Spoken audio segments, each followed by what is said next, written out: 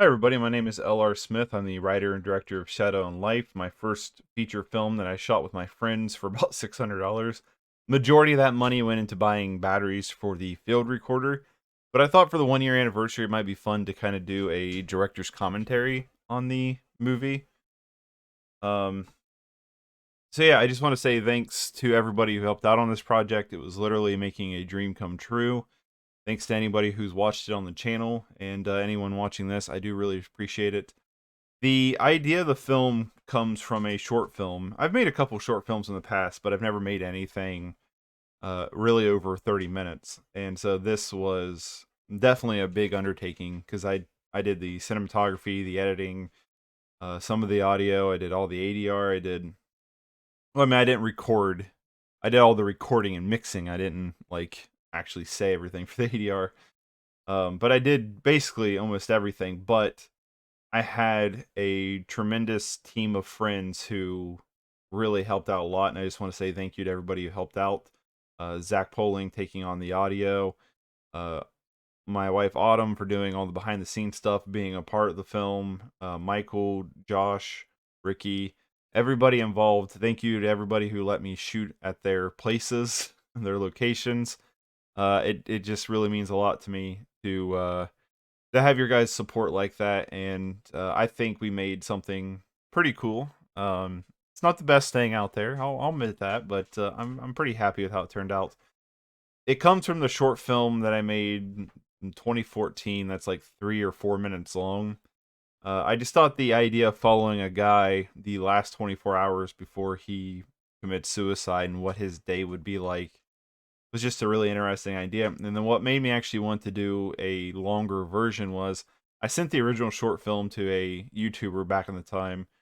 She still does YouTube to this day, but back then I sent it to her, Nick Spheres, and she said she really enjoyed the short film and she would have liked to have seen it expanded. She thought it would do the character more justice to expand it, and that's always stuck with me. So here we are years later, and yeah, we'll start the film. We started shooting this in 2018, I think, around Christmas time. Lim Lam, that's my puppy. I named the channel and the production company based off of. Oh, I should probably put headphones in. Based off of my dog, what we call him, which is Lim Lam. His name's Lemmy. We call him Lim Lam. Um, Yeah, so the fire noise that's happening right now is actually the fire we recorded for the short film. We re not re-recorded it. I reused it here for the opening. I thought it was a nice little like callback, I guess. I've not watched this in a really long time.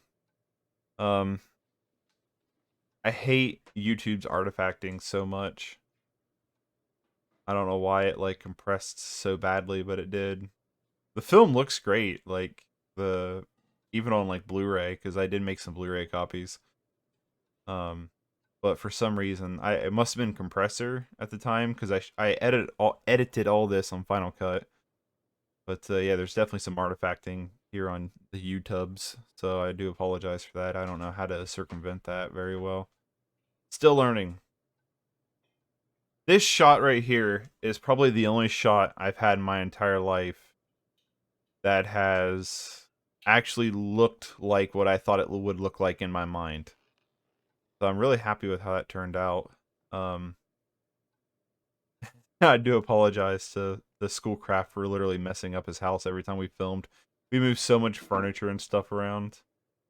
And what's funny is that one lamp is there. There's no ceiling lights in the room, so the lamp is really doing majority of the lighting. But I'm actually behind the camera holding a big shopwork light because I don't have a stand for it. So I'm actually for this whole scene holding this light up over my head, shining it toward Michael, and yeah, it was a long take for sure. This original scene too is completely different than what I had written on the script because like in the short film it starts off with him at the fire and then he pulls the gun on himself and then we cut to his day and we bring it back around to the night. And that was kind of how I wrote this. I wanted to do like this in between of him writing the note and um this like him writing the note and this like kind of blending the beginning and the end together. But and I had written a bunch of different angles, but the thing is like when we went to go shoot this, I told Michael, I was like, all right, dude, so you have the decanter, you're going to come in, you're going to sit down, you're going to write a suicide note. I said, I don't want you to write like you're a character, because I had this big, really dumb monologue for a suicide note, and I was like, I want you to go in there and I want you to pretend like you're writing your own suicide note and write your own suicide note. What would you write if you were actually going to kill yourself? He was like, okay. And we got this scene. And it was funny because, like, we had, like, so many different angles. I had so many different angles in mind. And I just let him go. And I just didn't call cut. I just seen how long he would go for it. And then we did like 7 more takes after this, and this is the one I used because I wanted to shoot the film in chronological order, which did not pan out. But this is the first scene we shot, and this is the first take we shot of the entire movie. And I think it's really good. I think it's one of the more powerful scenes in the film. Um, I think if you're watching this without context, you're like, "What's he doing right now?"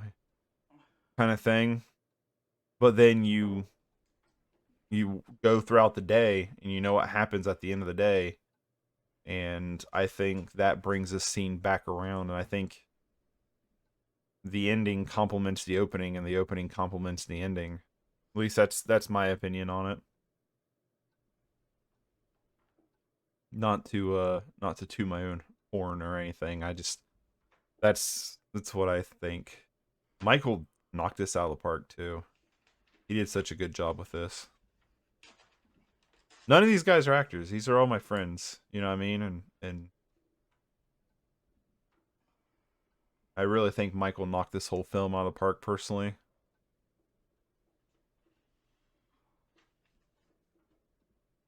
The decanter is actually full of Irish breakfast iced tea. And he went through about 7 things of that. Like every take he drank, how much he drinks in this one take is about how much he drank in every take. I think we filled that bottle up like 3 or 4 times. Like I'm not even joking. And he finished it off.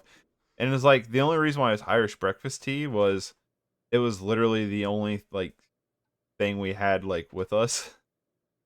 Because I made it originally, and I was at home and I was like, I'll just take these tea bags in case we gotta make more. And it's like, for some reason, nothing clicked in my mind to just go and buy tea. You know, I'm not gonna have him drink whiskey. He would have died. So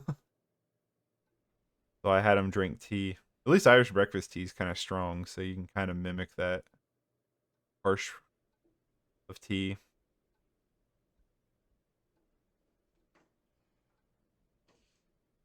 I still have the suicide note in my camera bag still.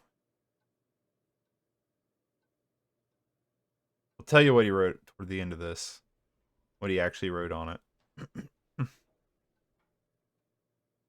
That notebook he wrote from is actually it was like the prop list like book, like I have like a little notebook I was writing down of like everything we needed for that day.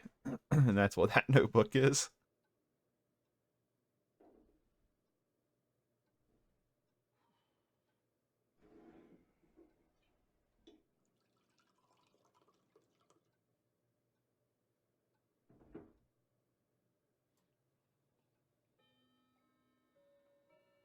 The chimes playing is actually, I ADR'd that in from my grandma's big giant grandfather clock. It's really cool. Cool clock. It goes off like every 15 minutes though. Like if I lived with them, oh, it would drive me nuts.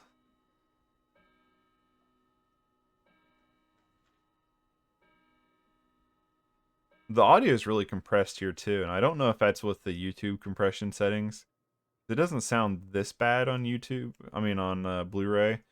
The thing is, like, the audio is like, I'm really happy with the visuals I got here, other than the artifacting during the YouTube compression. But I'm really happy with the visuals. I mean, yeah, with the visuals, with like my framing and composition and stuff. Yeah, that whole opening scene, like, not to run off too off track, but it was like when we finished that scene, I yelled cut. Like everybody looked at each other and was like, "Dude, we have something." What kind of monster sleeps in their socks? But yeah, we were like, "Dude, we have something." You know what I mean? We were we were really kind of like, "Wow, that was really powerful." We thought.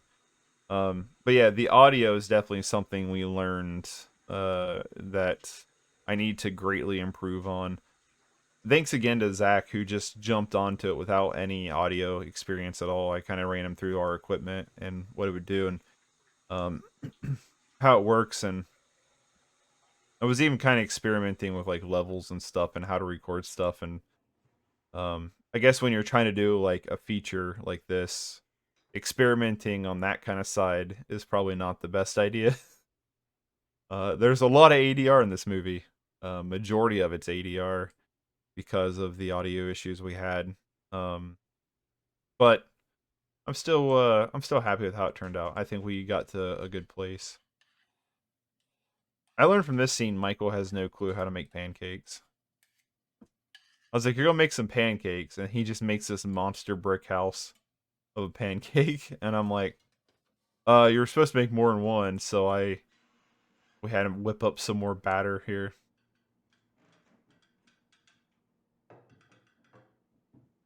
I like how he made his all messed up because that was the first one, and then the one he makes for Schoolcraft's character, which I can't remember his name in the movie. Lucas, maybe.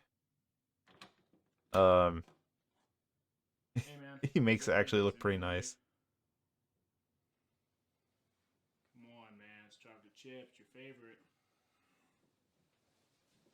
They're actually roommates in real life, so like I don't know. I thought that kind of Alright, added let's a put little helping bit to out. the film. Help them get gold though. That was another thing is they originally didn't live together in the script, but when Schoolcraft signed on to the thing, because Michael played the lead in the short film as well, and Ricky, who shows up later, also plays in the short film as one of his friends. But when Schoolcraft signed on, we ended up changing the script around so they would be roommates. And they were roommates.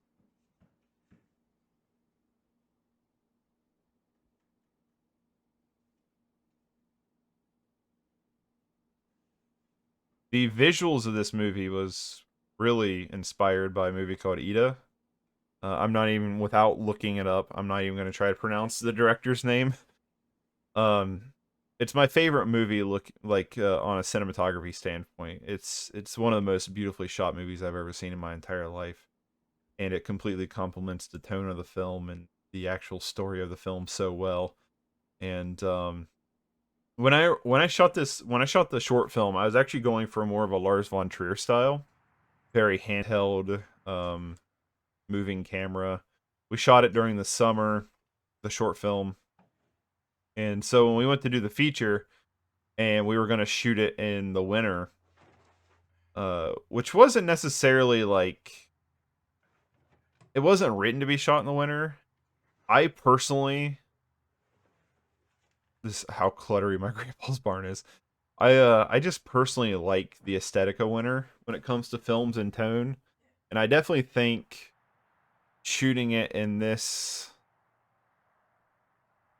uh this kind of weather for this kind of movie helps out a lot, at least in my opinion. Again, there's a lot more compression artifacting in the sound here. I've never watched it with it being on YouTube, so I didn't know this was a thing. But I don't think there's really much I could probably do about it. It sounds like a lot of it's artifact from the like cars and stuff. I don't believe it's like this on the DVD. I know there's artifacting on the visuals, but I don't believe the audio is artifacting on the DVD. Really bad right there.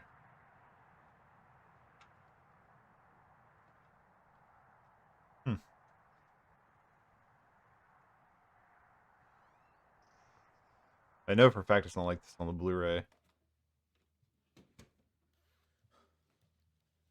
Lights are up. I couldn't find the button though. But Good. when I went to go shoot this, Thank you. when we were going to shoot it in winter, I decided to try a much more patient. The camera never Are the moves lights up? until he's hanging out with his friends, which is something I probably would have changed. I probably would have changed so there was no movement there too. Oh, poor Diesel. He's like, what, 14 or 15 in this movie, and he actually ended up passing away in between Was a beauty pageant, filming this and editing. and the daughter's wanting to run the pageant, but her mom doesn't think she's. So mom is explaining, that's my mom about it. playing the character's mom in the movie. She's watching some movie, and actually she was in the middle of watching a movie when we came over to shoot. And so when she was explaining the movie, she was explaining whatever she was watching on Netflix. I don't even remember what it was. The audio playing in the background was from a short film I did called So. And the main voice you could hear is Ricky's. You can actually hear another friend of mine pop up as well. That's one thing I wish I could have changed about this movie was Can you take that outside? it comes off like the mom is like doesn't like him. You know what I mean? Like she kind of resents him or hates him or something. Like she's really callous toward him, and I wish I would have done this differently, because like my idea was they had a more of a distant relationship. Like he came over to help her and stuff, but they just didn't like connect. You know what I mean? And I don't think I translated that very well in the film, especially toward the ending scene. I requested off a month ago. It's already finalized. But Why are they calling me in? I actually had Autumn call him. He's in the house right now. It's finalized. Though. I don't. His bottom button's not buttoned. I just realized. He's got a shirt on underneath the ladies. Fine. Settle down. I'll come in tonight, but I'm done after that. Yeah. Okay. Yeah. Fine. That's fine. Yep. Bye.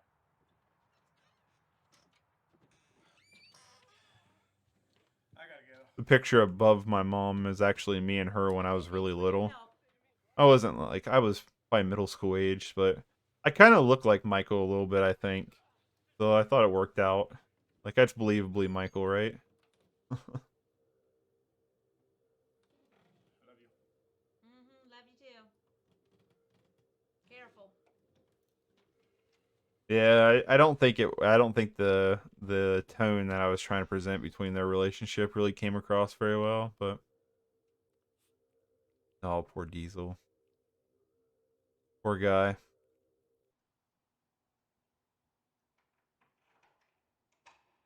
This was a nightmare to shoot for audio.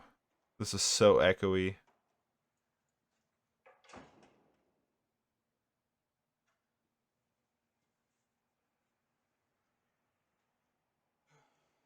We did reshoot this a couple times.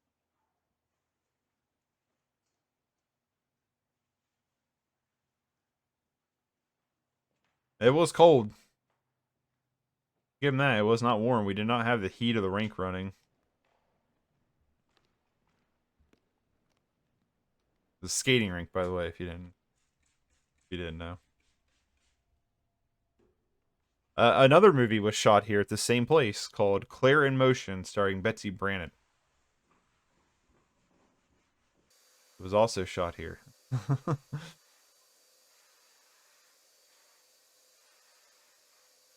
They actually had skating in their movie. This.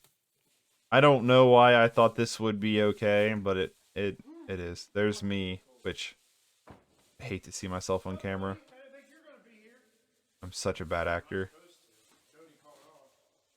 But the trash bags are so freaking loud, man. I should have known.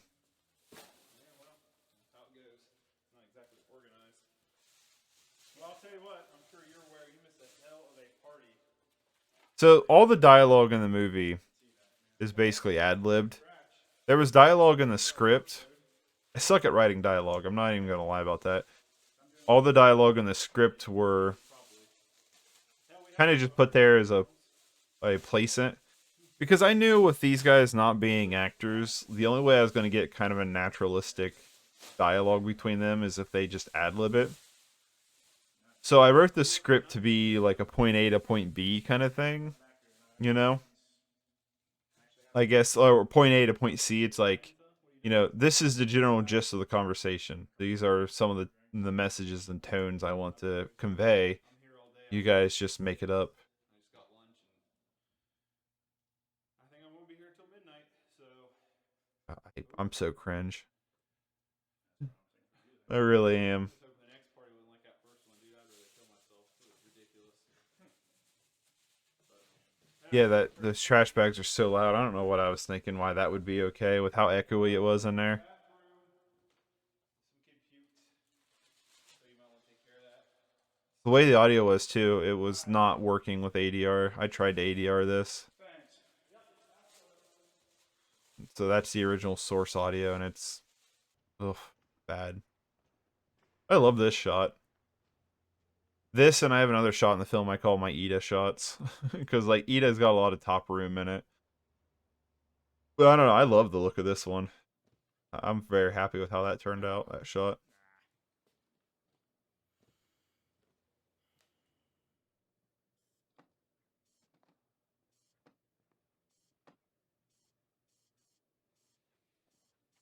Hey man, I'm heading out. I'll take this trash out first before I go. All right, man. Take it easy. It was good seeing you. It's funny, because, like, when we did all the ADR, we just did it at when I was living at the apartment. And that room in the apartment I had this stuff set up in was really echoey. You sure? Even though it was full of stuff. For some reason, it was still echoey, and Appreciate that. had everybody come over. I tried to, like, Don't do anything I wouldn't. blankets and stuff down on the floor, and we did all the ADR with this Blue Yeti you see in front of you, because that's what I got. Thanks again to everybody who came over and did ADR. I literally everybody in the entire movie did ADR. So I really do appreciate that. Quite a bit. That previous shot, back it up just a little bit. Have fun tonight. This other shot is my Ida shot. You know me. But the audio to me is ADR. When it comes to dialogue, is really obvious because it's got a little bit of an echo to it. See ya. Ugh. Some of the dialogue in this movie is really cringy to me.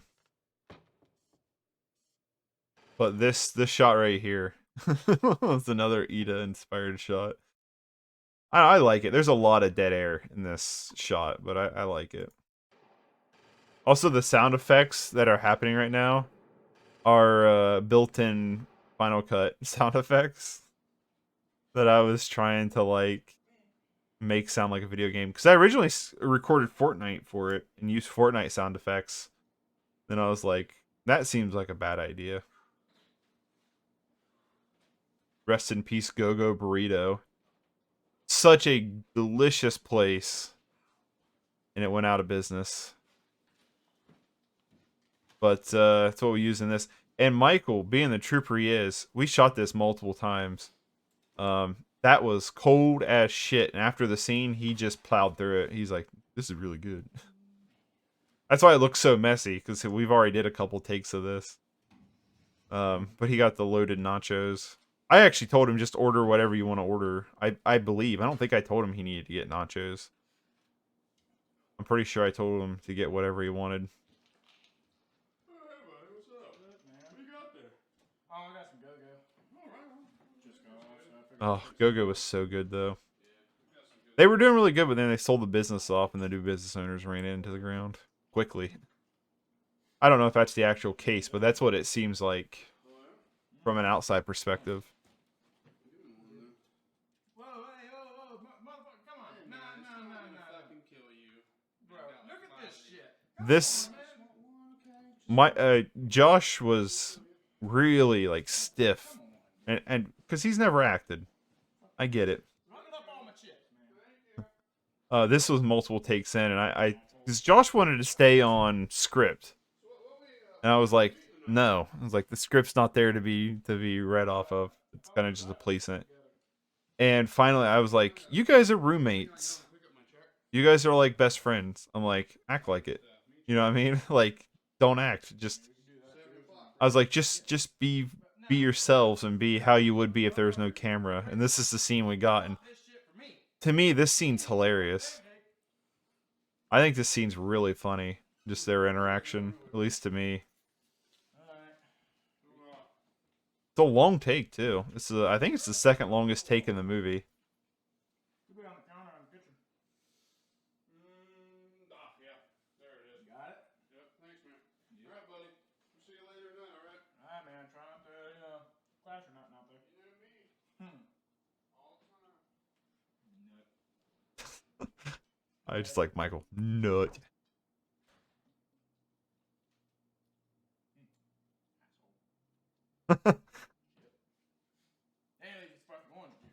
This is all Michael, man. He just kept going with it, and I thought it was hilarious. I love this scene. This is one of my favorites in the movie too. There's several scenes I wish I could redo, not this one.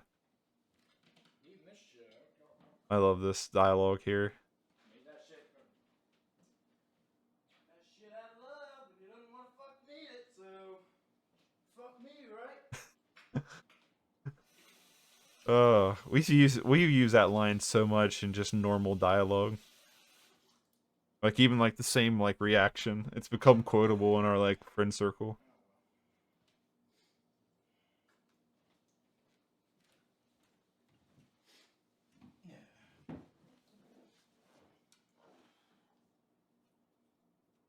I thought this end piece too. We have this kind of funny scene, and then he sits down and he realizes like the envelope's never been opened or acknowledged, and it kind of gets to him a little bit, and then he just goes into eating. Like he just kind of like.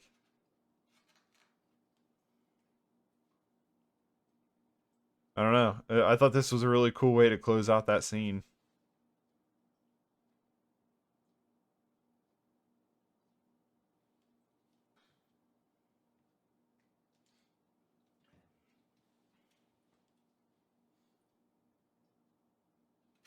I like it, man. Michael did a good job in this scene. Really did. That was a soggy floppy chip. Thank you to all the guys in Salem Hollow for letting me use their music here. I think they were a little disappointed in the lack of music. I use their music more in like trailers and stuff. I just couldn't find a good spot to fit the music in. That was a good spot I thought to fit the music in. But yeah, I do want to thank those guys for letting us use the music. There's another scene that I use music that I should have used their music on, and I didn't. I used or Best Offer, which was my cousin's band who we used in the original film. I think at the time I was thinking it's like I'll use their music because we used it in the short film. You know what I mean? But I think I should use Salem Hollow in the car scene coming up here later. This scene I think is really good too. I think this is another scene that we did that I'm really proud of, because this wasn't how the scene was written. Like this is like he puts on this clothes and stuff like that. But I wrote the scene to be like he gets the gun out.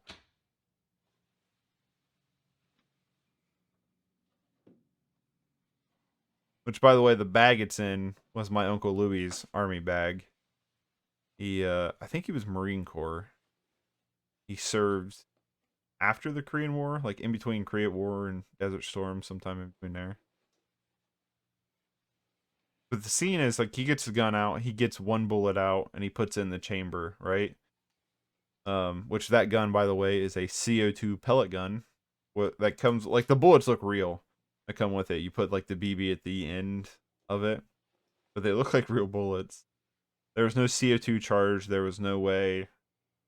There was no pellet, no nothing. So there was no, factor. Okay, Lemmy. But yeah, this All right, backed up a little bit. The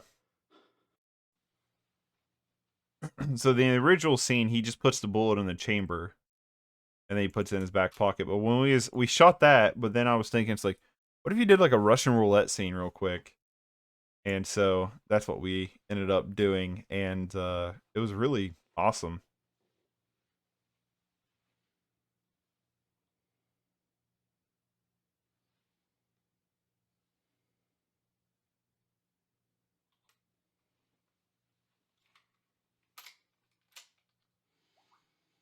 I like too. You hear the bloop bloop. I thought Michael really pulled that off really well. You hear the bloop bloop, which was someone texting Michael's phone.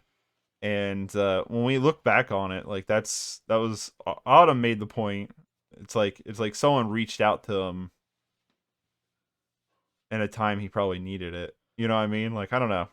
It was a cool coincidence that I'm gonna put in as it was an artistic decision. But we did 2 scenes of the Russian roulette. We did 2 scenes of it. And after the second take, Michael's like, I'm not doing this again. He goes, it's messing with my head too much. He goes, I will not do this again. I was like, I think we got it. Like, thank you for doing it. Like, I think it's a really strong scene.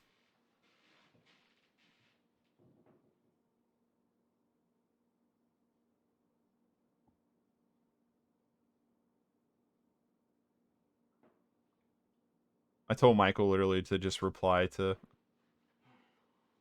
what had happened. I actually think we sent him a message so it would ding again as we came out, but I don't think it dinged.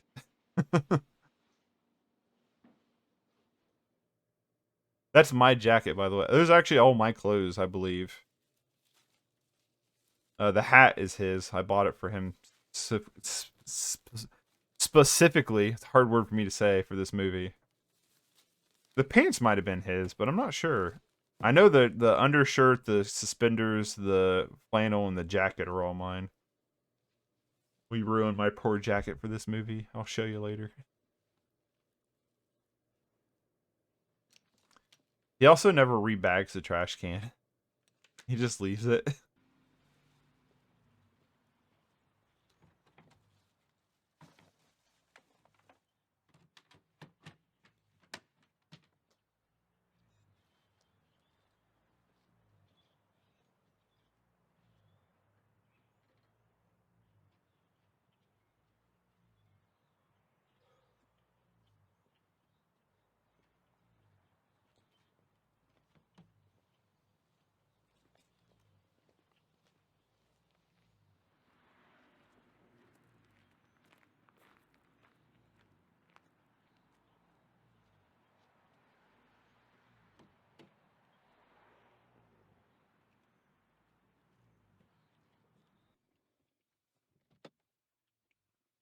Yeah, this is handheld too. I forgot about that. Everything in the car is handheld. I couldn't set up a tripod. It's funny. I actually blur this up here. I thought it actually turned out pretty well. I added a Gaussian blur over it because you could see part of the camera.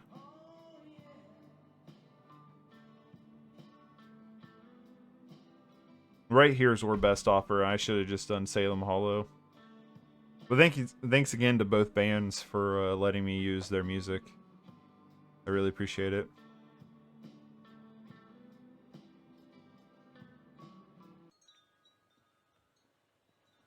Thank you to my cousins for letting me use their house. It's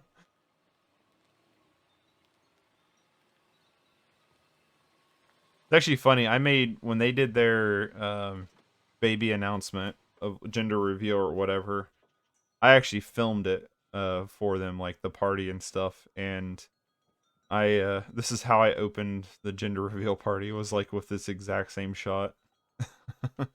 Not from the movie, but like from that day. I did a wide shot of the house like this.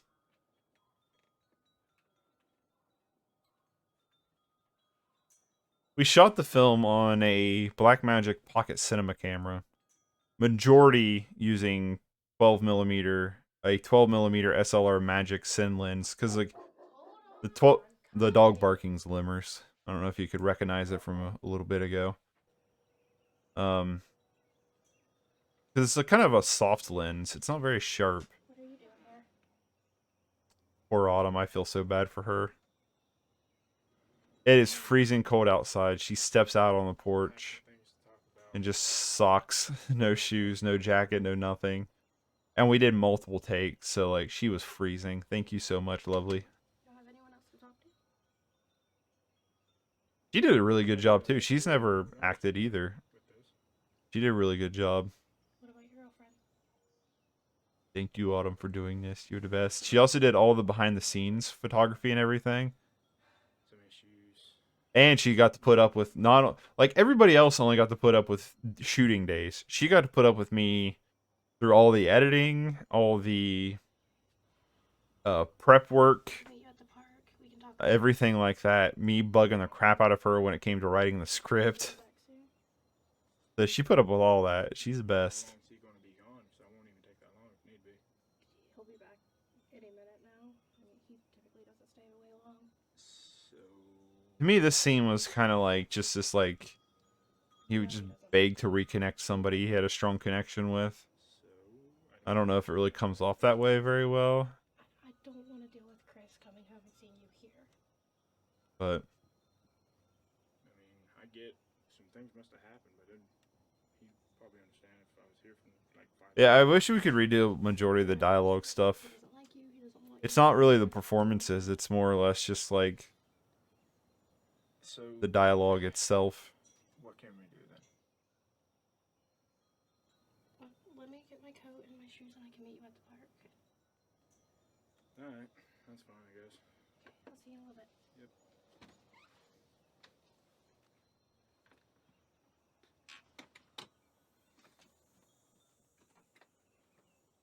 I think my dog can hear we have a couple birds in the attic we can't get out.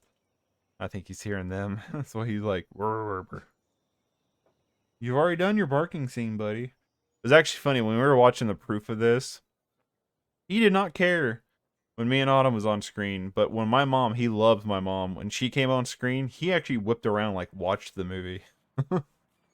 This was also a nightmare. So behind this park, you can see a car going, is a major highway. And it was so loud in editing. Almost this entire segment ADR.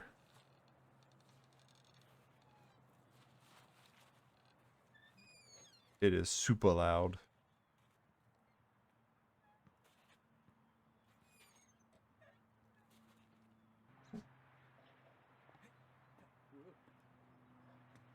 Spent a lot of time at this park as a kid.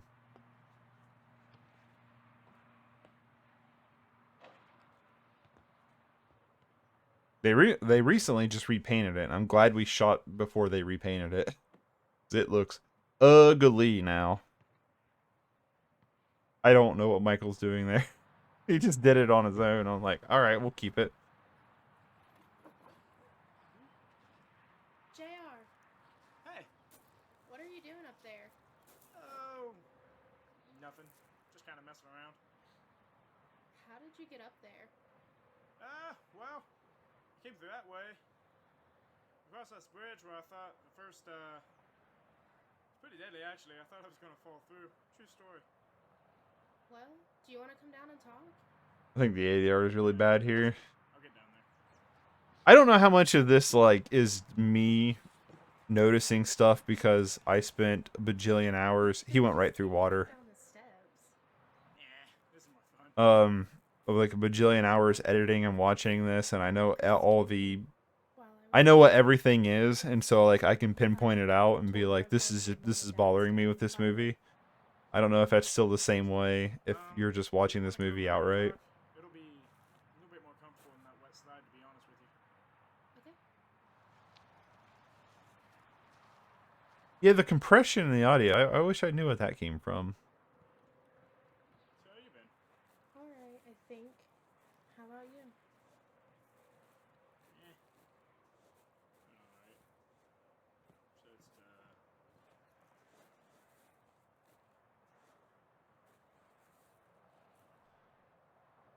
The idea with the framing in this scene was yeah, I just figured I'd I wanted to be like, I wanted to try to convey that he was closer to her. And so every time he talked to her, they were close together on screen. And then every time she talked to him, they were further apart because she don't see it that way. I feel like it was important. That was my idea. I don't know if it conveyed that. But that was the idea here. Why I shot this way. I wish I would have... I was trying to center Michael. But looking back on it, I wish I would have 'Cause it's your birthday. put them both more in the middle. No. I mean, glad you remembered. Surprised, actually. I mean, of course I'd remember. We were together for years. It'd be stupid to forget. Yeah, I notice at least every time it's 80 yard. Remember that time the world ran? You sat there, like, first time you ever went through it. And you We first time you were like, this is actually a true story. The first time I got Autumn on skates, she wiped out. Well, I couldn't skate. hey, you So I had Michael bring that up. just, put one foot. Yeah. You learned fast. That was surprising.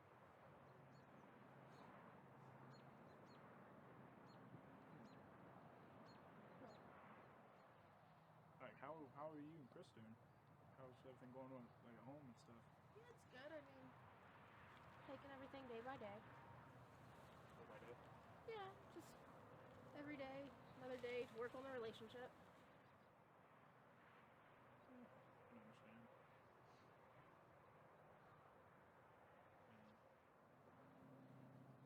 I think there's moments in this scene where the ADR is better Well, than in others. a lot of things been popping up lately. I don't think that one's 80 yard. What?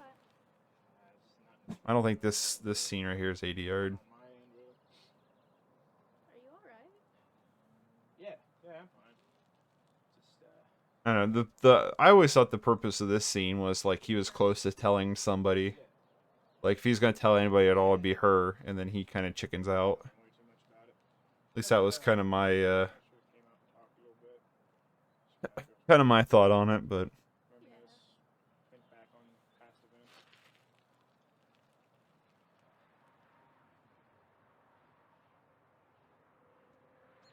I definitely think they did a good job here, like performance wise. How's your mom and dad? I don't know. Some of the dialogue I'm just not that happy with. It's Chris. Do you care if I take it? I actually called her. I'm like actually behind the camera.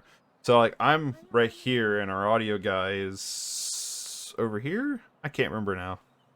I actually called and I'm trying not to get picked up on audio, so I'm like, just talk like this. And I'm like, you know, I mean like really trying to be quiet.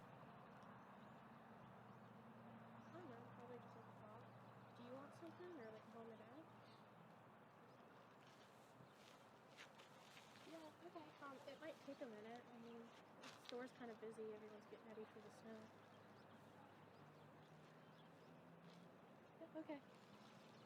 Said everyone's getting ready for the snow, and I actually think like next weekend we had a really bad snowstorm. Everything alright? 'Cause we only shot this on the weekends. My dad's. We shot this like every weekend from like the second week of December to the end of March. So in reality, I mean, if you break it down, it wasn't shot in very many days. But everybody's working full-time jobs, so the fact that everybody like killed their weekends is, I'm really grateful for it. Thanks for coming out. Of course. Tell me if you ever need anything. Thanks. And he reflects that he chickened out on not telling her. As cold as it was freezing cold. There were still all kinds of people at that park. The plot he's staring at is my grandpa's mom and dad's plot.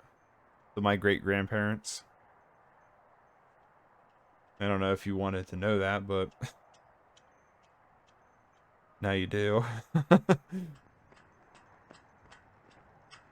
I'm really happy with this scene. This scene to me is like the long walk. It's like the scene where he decides like he's going through with it. So Zach is actually doing the camera work here. Zach is a wonderful photographer. He really is. and it's kind of funny I made him do audio. But he did the camera here because I drove my truck. He's actually sitting on the tailgate of my truck. And you know, I'm pretty happy with how it turned out. I did add a post-stabilizing effect to it. But I'm pretty happy with how this shot turned out. I think it looks pretty good.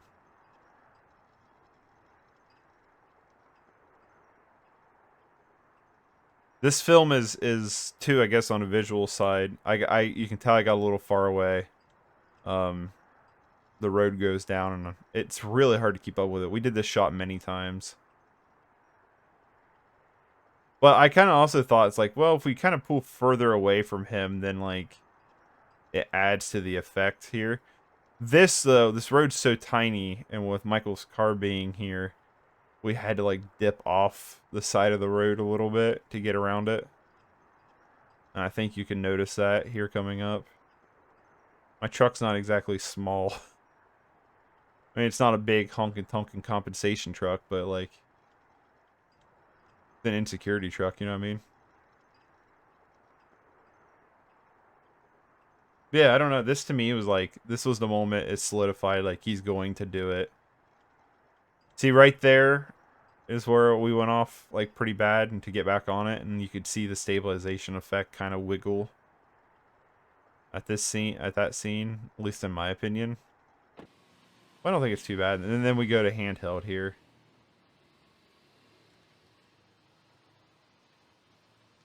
The reason why I did handheld, for one, is because we shot this gorilla with no permits or anything, but which I don't think we needed it, but we didn't have them. And for two is like, I don't know, I wanted a scene to reminisce the visual style of the original a little bit, I guess.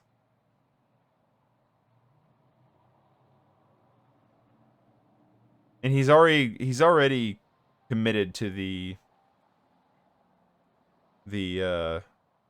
idea of suicide, so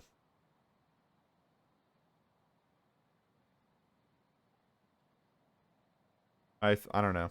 I don't know what I was thinking. Maybe if I would have shot the ending scene the same way, it would have been more fluid, I guess. It would have translated better.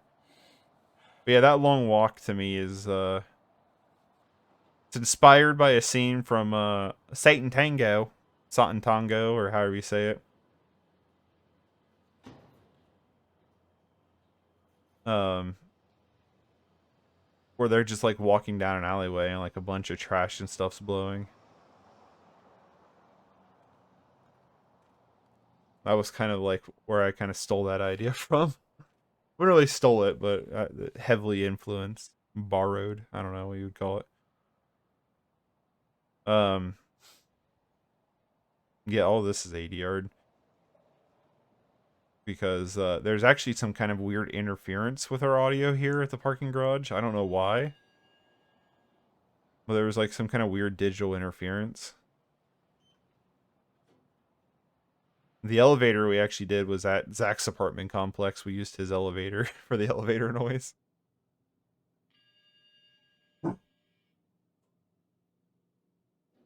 I don't like those birds in the attic either, man. This was a scene to mimic the ending of the first scene. Hey man, I know you said not to get you anything, but Actually, I think all of them are wearing my clothes. I think Josh is wearing one of my jackets. I can't remember. I know Ricky is. Because Ricky came to shoot this and he didn't bring anything warm. And I was like, why did you not do that? Oh no, he just brought a little hoodie that had a PlayStation logo. I remember now. Or was it Nintendo? I can't remember. I was like, here man, throw this on. It actually fits him pretty well. Like, he looks pretty good in it. pizza sounds pretty good, man. We can go hit up Franco's. Doing short films and stuff, we have put Ricky through some stuff, to say the least. We have portrayed him in movies, and he's always been a champ about it, so I'm really appreciative of Rick's willingness. I tell you what, hey, I'm free next Friday. If you want to go, we can do something then. Drink as much as you want. Does Friday work with you? Oh yeah, hell yeah. What do you think about Friday? I actually like this scene. I think this is one of Josh's best moments in the movie. He he like kind of takes over the conversation and like sets up a time and stuff.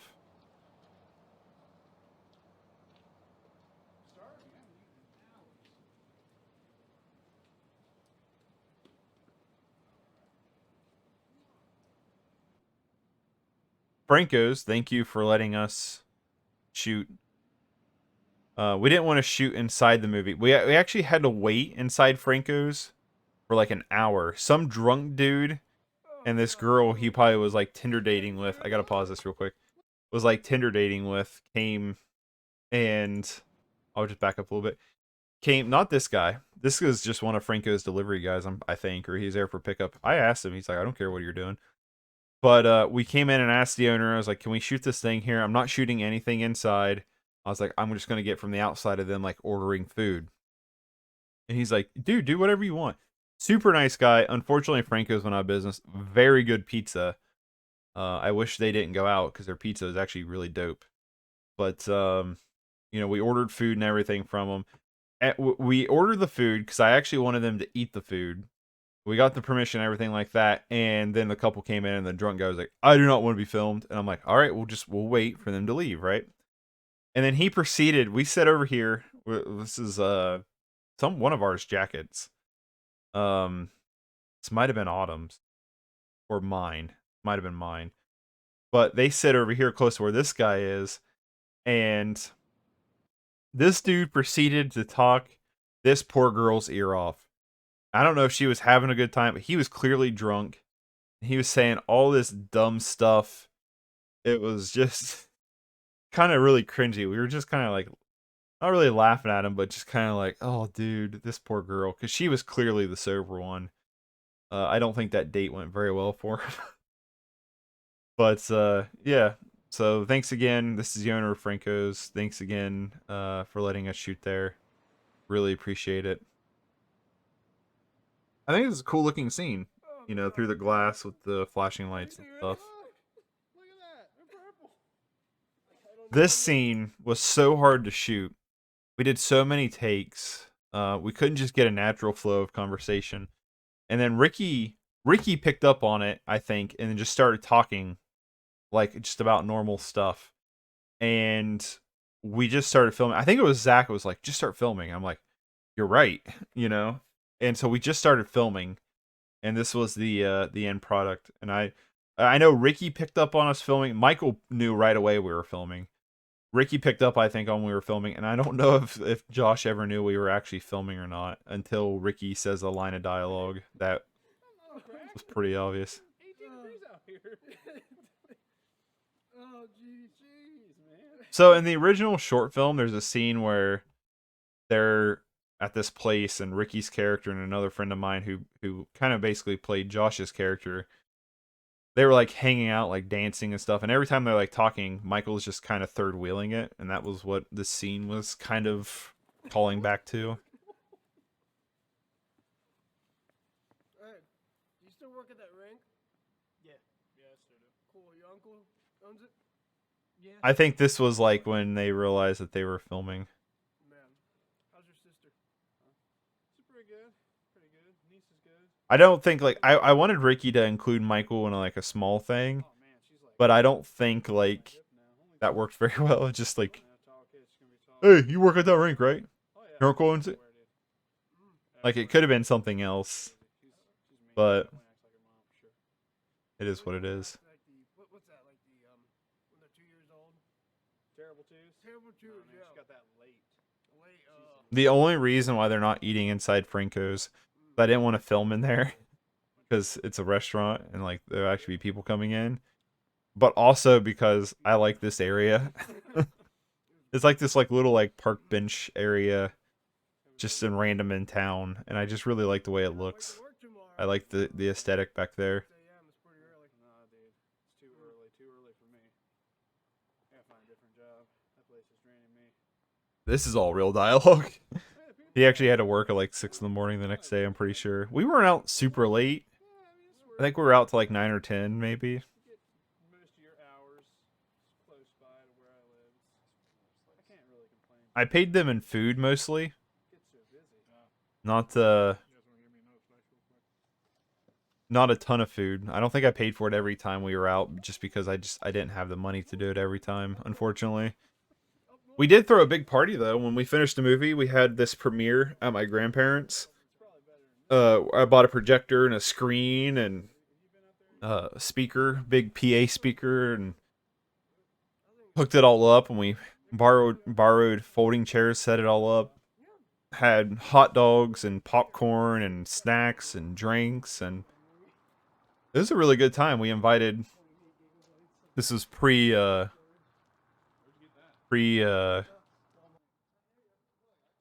know, everything that happened. We did it in 2019. It was a lot of fun. We had. I don't think Schoolcraft came. I think he had something going on, and Zach actually had a wedding he had to go to. But everybody else showed up. A lot of our friends came. My buddy from Alabama came up.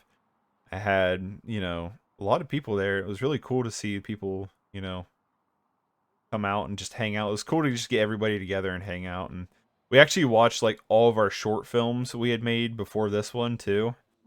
So it was really cool to like go back through and I think to watch how we've grown as like a team. Because like, oh, these guys have been in all my stuff. So I'm parked up in the second floor up there. This ADR is horrible. It's the worst ADR of the movie. To your car. Well, I'm driving my mom's car. Oh, okay. Yeah, my car's broke down.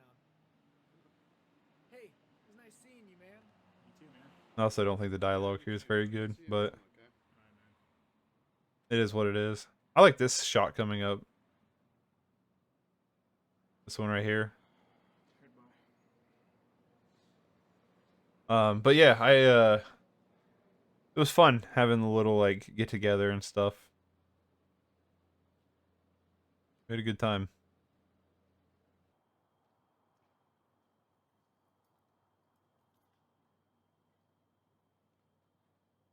That was actually, I think, the last time I watched the movie from front to finish. Was during that premiere, because I had seen it so many times. I was like proofing it, trying to find errors and stuff, and obviously there's things I didn't do very well, but I like looking back on it, I don't think there's anything that's like really like screaming as an issue to me.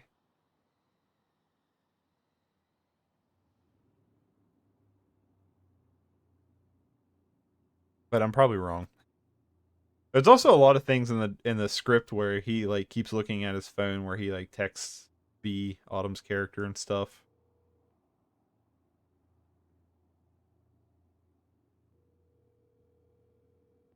But that never came. We shot a little bit of it, and I just didn't like the way it was going, so I was like, you know what? They don't need to know what he's doing on the phone.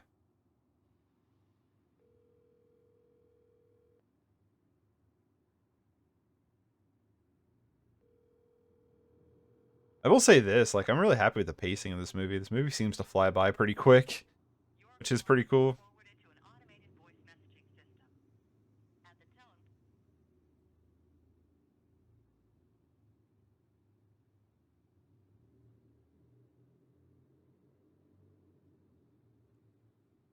Oh, hit my desk.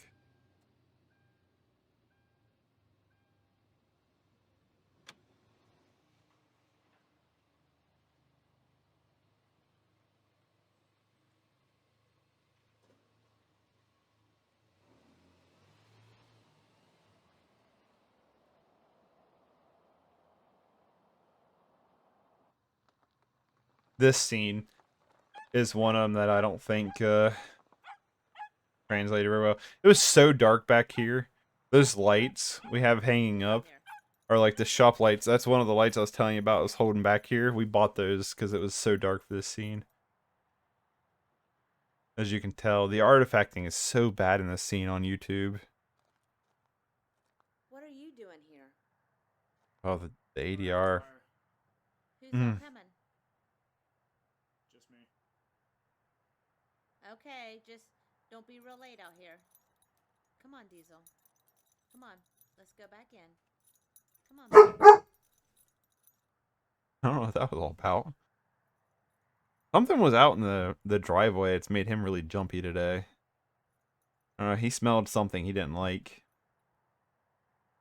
He's been pretty jumpy today.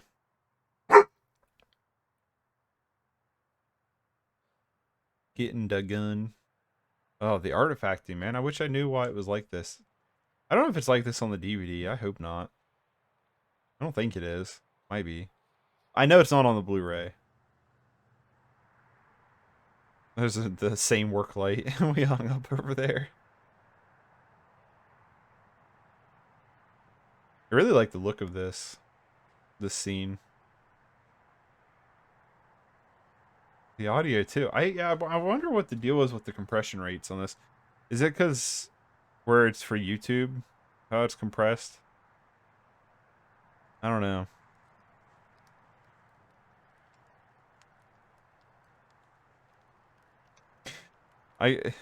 So the scene where he's close up on the fire, there's a scene coming up.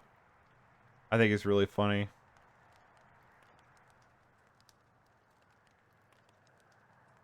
I cut right before Michael ended up sitting down. I was like, no, Michael, you're not supposed to sit down.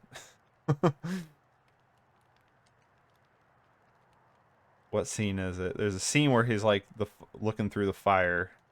Like the fire is in between him and the camera. It's a really cool looking scene. But I used a lighter fluid and I just kept squirting it, and Michael was like, I'm gonna get burned. This dude's gonna burn me. I'm like, Michael, you're fine. I promise you I'm not gonna do anything to hurt you. I say that as he singe off his eyebrows.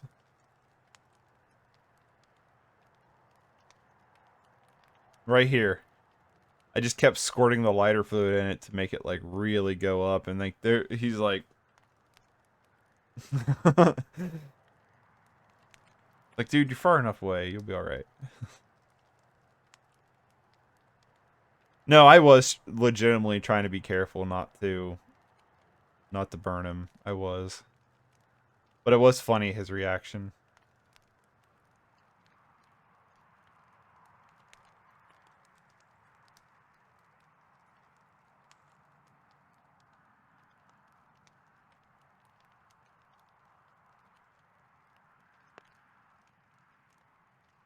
Again, the fire sound effect we use, because this is already ADR'd, is the same from the first movie.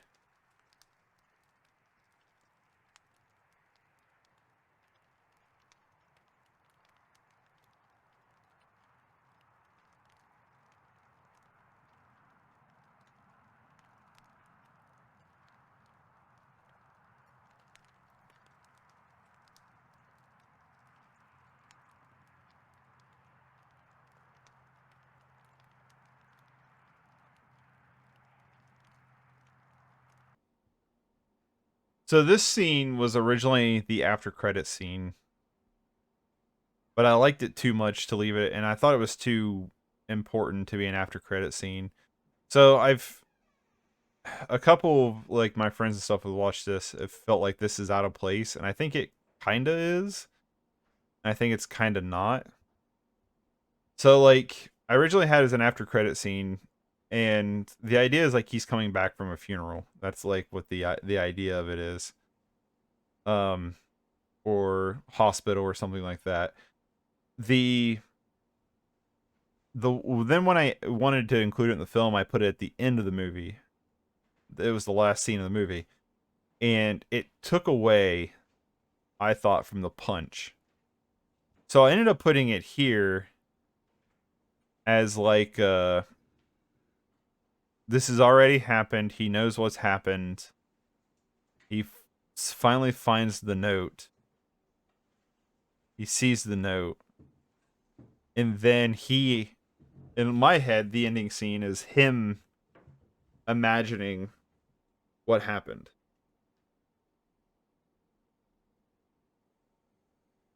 At least that's my justification for the scene being here.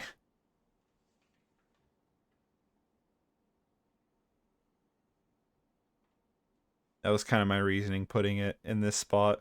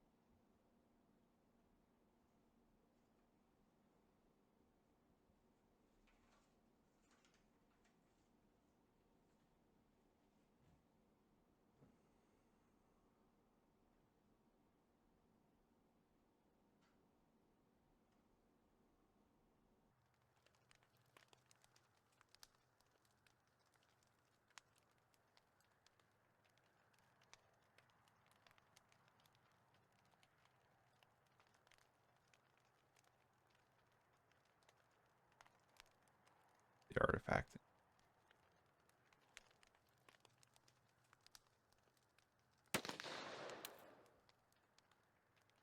I'm really proud of this shot.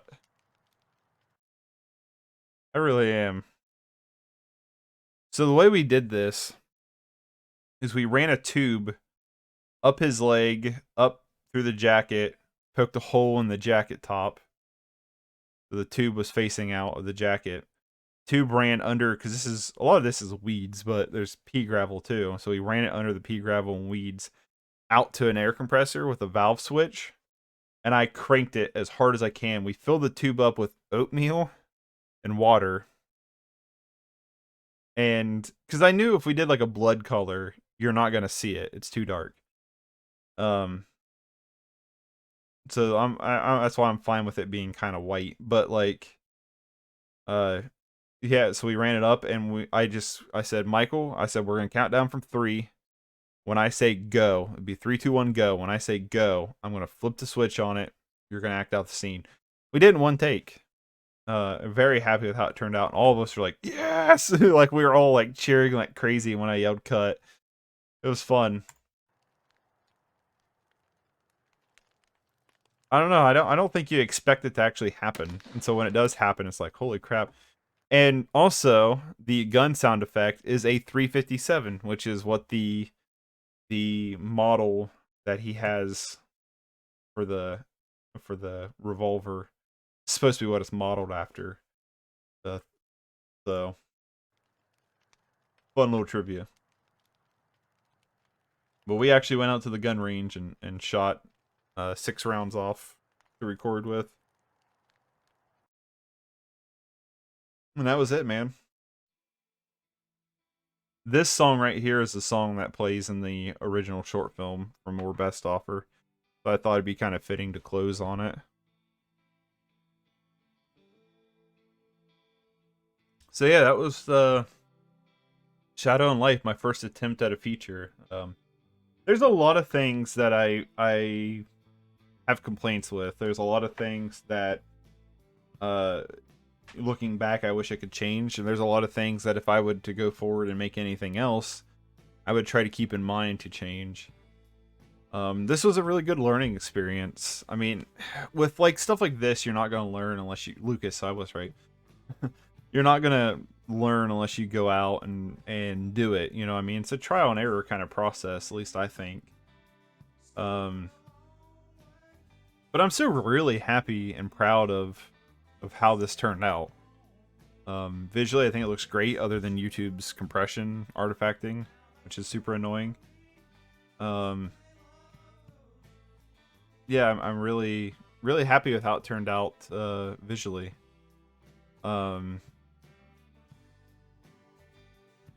It's yeah, I'm pretty content with it. Thanks again to everybody who have supported the movies. This movie supported me in trying to do this. All my friends and family who helped out. I can't thank enough. I can't thank Autumn enough for everything that she's done. Without her, this would have never been possible. Michael for really going all in on the role and being very committed. I'm grateful for. My mom, grandparents, aunt, uncle, cousins for letting me use their houses to shoot at. Letting me use other things like Rusty barking, my aunt and uncle's dog for barking. Grandparents for letting me use their skating rink. Grandpa for letting me record him shooting off his gun. Salem Hollow or Best Offer. Mike from Franco's, thanks for letting me shoot there. Thanks Josh and Michael for letting me tear up their house every weekend to shoot this, and for being a part of the movie. Thanks Ricky for being a part. Thank you Zach for really being committed, or Diesel, for really being committed to the audio and really working hard to do the audio. I really appreciate it. Yeah, everybody who's helped out and everything, I really appreciate it. It really means a lot to me. I'm happy with how this turned out. There's, like I said, I have a lot of complaints, a lot of gripes, a lot of things I would want to change, but the end of the day, I'm still proud that we make this. It was really a dream come true. I'm sorry. That was all he wrote on the suicide note. I'm sorry. That's it. That was all he wrote on that. I was curious when he wrote that, and I looked and just said, "I'm sorry." That's it. And I was just like, "Oh." And so that's why I thought coming back to have a little tag ending thing of him saying that would have been really cool. But yeah, so that was Shadow and Life. Thanks again, everybody who's watched it, anyone who's supported it or supported this channel. I really appreciate it, and I'll see you guys later. Take it easy. Peace.